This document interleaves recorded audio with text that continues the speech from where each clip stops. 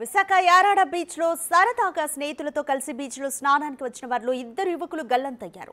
గాజువాక నుంచి 9 మంది స్నేహితులు కలిసి యారాడ బీచ్ కు వచ్చారు. వీరిలో గాజువాక కైలాష్ నగర్ కు చెందిన పి గణేష్, పెదగంట్యాడకు చెందిన పవన్ సముద్ర స్నానానికి దిగుతుండగా గమనించిన మెరైన్ పోలీసులు హెచ్చరించారు. అయితే వారి మాట వినకుండా దిగి స్నానం చేస్తుండగా బలమైన కెరటాలు వారిని లోపలికి లాగేశాయి. లైఫ్ గార్డ్స్ తాతారావు, శ్రీను, రవి సముద్రంలో వారి కోసం ఎంత గాలించినా వారి ఆచూకీ లభ్యం కాలేదు. గల్లంతైన వారిలో గణేష్ డిగ్రీ ప్రథమ ఏడాది చదువుతుండగా పవన్ ఇన్సూరెన్స్ ఏజెంట్ గా పనిచేస్తున్నారని పోలీసులు తెలిపారు. ఈ ఘటనా స్థలానికి న్యూ పోర్ట్ పోలీసులు చేరుకుని సమాచారాన్ని సేకరించారు. కేసును దర్యాప్తు చేస్తున్నారు.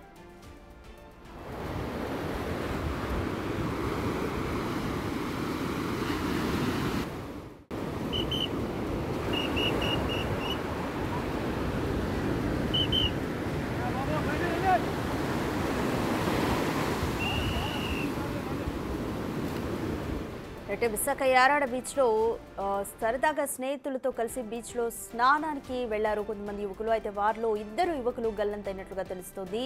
గాజువాక నుంచి 9 మంది స్నేహితులు కూడా కలిసి సరదాగా ఈత కొట్టడానికి యారాడ బీచ్ కు చేరుకున్నారు. అయితే వీరిలో గాజువాక కైలాస్ నగర్ కు చెందిన పి గణేష్, అలాగే పెదగంట్యాడకు చెందిన పవన్ ఇద్దరు కూడా సముద్ర స్నానానికి దిగుతుండగా వీళ్ళిద్దరూ అంటే స్నానం చేసేటప్పుడే మెరైన్ పోలీసులు లోపలికి వెళ్తున్నారు, అక్కడ కెరటాలు డేంజరస్ గా ఉంటాయని కూడా హెచ్చరించిన నేపథ్యం అయితే కనిపిస్తోంది. అయితే హెచ్చరించినా కూడా మెరైన్ పోలీసుల మాట వినకుండా వీళ్ళిద్దరూ కూడా బలమైన కెరటాలు వీచే దిశగా వెళ్ళగా అక్కడ కెరటాలు వాళ్ళని లోపలికి లాగేశాయి.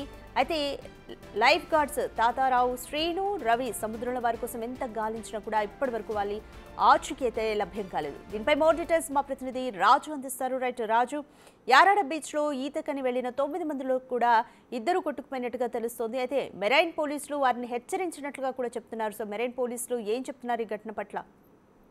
యారాడ బీచ్ అత్యంత ప్రమాదకరమైనటువంటిది. యారాడ బీచ్ లో ఎప్పుడు అటు లైఫ్ గార్డ్స్ కంటిన్యూగా పర్యవేక్షణ చేస్తూనే ఉంటారు. మెరైన్ పోలీసులు కూడా నిరంతరం దీన్ని చూస్తూనే ఉంటారు. ఎవరెవరు సముద్రం లోపల స్నానం చేస్తున్నారు, అది లోపల వరకు ఎవరు వెళ్తున్నారు అనేది చెక్ చేస్తున్నటువంటిది అయితే ఉంది. అయితే నిన్న సాయంత్రం గాజువాకకి చెందినటువంటి మొత్తం 9 మంది ఈ యారాడ బీచ్ లో సముద్ర స్నానానికి వెళ్ళినటువంటిది అయితే జరిగింది. 9 మంది వెళ్ళిన తర్వాత యారాడ బీచ్ లో అంటే బీచ్ స్పాట్ లోనే వీళ్ళందరూ స్నానాలు చేయడానికి ప్రయత్నం అయితే చేశారు. అయితే లైఫ్ గార్డ్స్ అక్కడ వాళ్ళని హెచ్చరించినటువంటి పరిస్థితి అయితే ఉంది. ముఖ్యంగా మెరైన్ పోలీసులు ఇక్కడ లోపల వరకు వెళ్లి స్నానం చేస్తే ఖచ్చితంగా సముద్ర కెరటాలు అవి లోపల వరకు తీసుకువెళ్లిపోతాయి, కొంచెం జాగ్రత్తగా ఉండాలి అని హెచ్చరించినటువంటి నేపథ్యంలో ఇక్కడ పోలీసులు ముఖ్యంగా సముద్రం లోపల కొంచెం లోపల వరకు వెళ్లి స్నానం చేయనివ్వట్లేదు, ఎంజాయ్ చేయనివ్వట్లేదు అని అక్కడి నుంచి వాళ్ళు నడుచుకుంటూ దాదాపుగా ముందు వరకు 1 కిలోమీటర్ వరకు వెళ్లి అక్కడ సముద్రంలో దిగినటువంటి పరిస్థితి అయితే ఉంది. అక్కడిగా సముద్రపు అలలు వడి ఎక్కువగా ఉండడం, దీనికి తోడు ముఖ్యంగా అది అమావాస్య పౌర్ణమి సమయంలో సముద్రపు అలలు తాకిడి ఎక్కువగా ఉంటుంది, వడి ఎక్కువగా ఉంటుంది. దీన్ని గమనించకుండా లోపల వరకు వెళ్ళినటువంటి 9లో పవన్, గణేష్ అనే ఇద్దరు సముద్ర పల్లలకి లోపలికి కొట్టుకుపోయినటువంటి పరిస్థితి అయితే ఉంది. ఇది ఇంచుమించుగా చీకటి పడుతున్నటువంటి సమయంలో జరిగినటువంటి నేపథ్యంలో మెరైన్ పోలీసులు కూడా వీళ్ళని రక్షించడానికి కొంత ప్రయత్నం అయితే చేశారు. ఆ ప్రయత్నం విఫలమైంది. సముద్రం అలల్లో వీళ్ళు గల్లంతైనటువంటి పరిస్థితి అయితే ఉంది.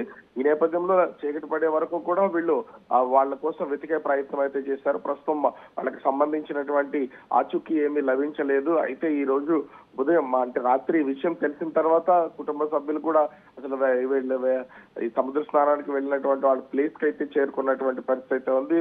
ఈ పవన్, గణేష్ ఇద్దరు కూడా వాళ్ళ ఆచూకీ లభించకపోవడంతో కుటుంబ సభ్యుల ఆ రోజున అంతా ఇంత కాదు. అయితే ఈ రోజు వాళ్ళకి సంబంధించినటువంటి మృతదేహాలు లభ్యమవుతాయి, ఇదొక తీరానికి చోటుకి కొట్టుకు వస్తాయి అనేది కుటుంబ సభ్యులతో పాటుగా అక్కడ ఉన్నటువంటి మెరైన్ పోలీసులు కూడా భావిస్తున్నటువంటి పరిస్థితి ఉంది.